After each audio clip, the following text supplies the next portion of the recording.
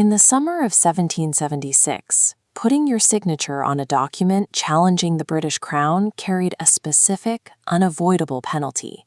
It was a direct act of high treason, and the punishment was immediate death by hanging.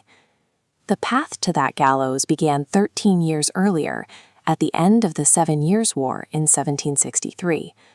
Britain emerged victorious, claiming massive new territories in North America, but the global military campaigns left the empire severely in debt.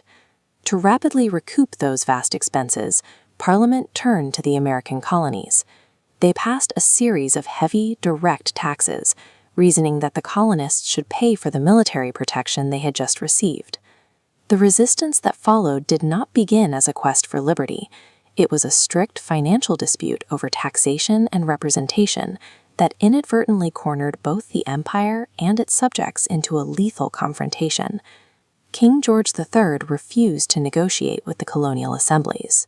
He viewed their petitions as insubordination, even though most colonists still actively considered themselves loyal British citizens, trying to resolve a dispute within the empire.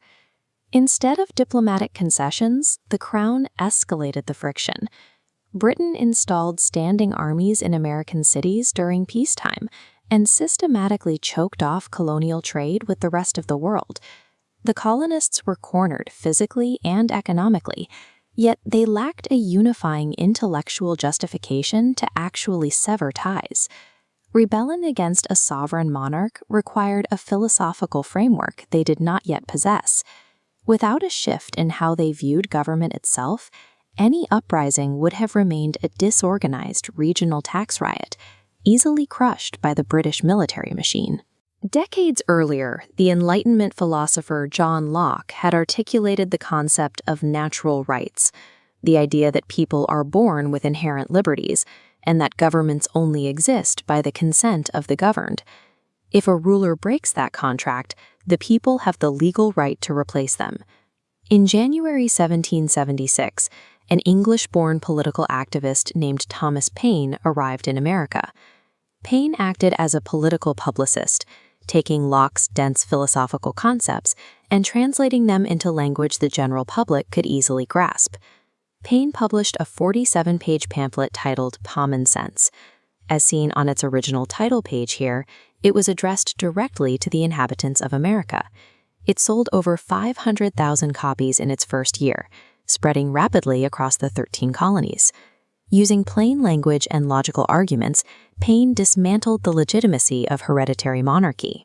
He shifted the colonial conversation away from seeking reconciliation with King George and toward demanding total, unapologetic independence.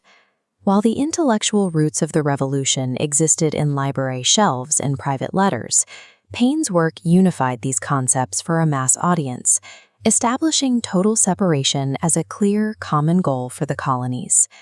By June 1776, the momentum had reached the Continental Congress in Philadelphia. The delegates appointed a 5-man committee, including John Adams and Benjamin Franklin, to draft a formal statement justifying a break from Great Britain. The task of writing the first draft fell to Thomas Jefferson. Working in a sweltering rented room over 17 tight days, Jefferson had to condense complex political theory into a singular, unifying declaration. The resulting document is massive, functioning as a formal legal indictment against the British Crown. It establishes its core argument in the upper paragraphs. All men are created equal and are endowed with unalienable rights to life, liberty, and the pursuit of happiness. This opening argument formulated a new political ideology, grounding the legitimacy of a government in human equality rather than hereditary power. Once the philosophical groundwork is laid, the document immediately shifts its tone. The longest section of the text is a brutal 27-point legal charge sheet directed squarely at King George III. Congress categorized the king's abuses systematically, citing taxes without consent and obstruction of justice. The most severe charges detailed his escalation into outright violence, accusing him of deploying foreign mercenaries and actively waging war against his own subjects. By outlining these specific facts, the declaration was structured as an airtight legal defense. It provided evidence that the king had already broken the social contract, meaning the colonists were no longer bound to him. Treason was presented as their only remaining logical option. The Congress knew they could not defeat the British Empire alone. The declaration was secretly a diplomatic manifesto aimed entirely at an international audience. By formally and legally declaring themselves free and independent states, the colonies changed their status on the world stage. They were no longer rogue rebels. They were a sovereign entity capable of entering binding treaties. This legal shift allowed them to seek external recognition. It provided the exact framework needed to secure crucial military alliances and financial backing from rival global superpowers like France and Spain. The document was a calculated geopolitical maneuver.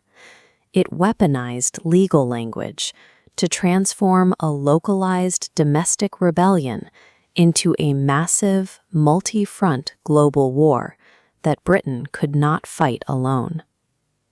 The intellectual triumph of July 4th, 1776, immediately collided with the grim reality of the physical war. The Continental Army faced freezing winters, starvation, and devastating casualties against the British military. It took 5 more years of continuous combat before the American forces, backed heavily by the French Navy, forced the British to surrender at Yorktown in 1781, securing the military victory.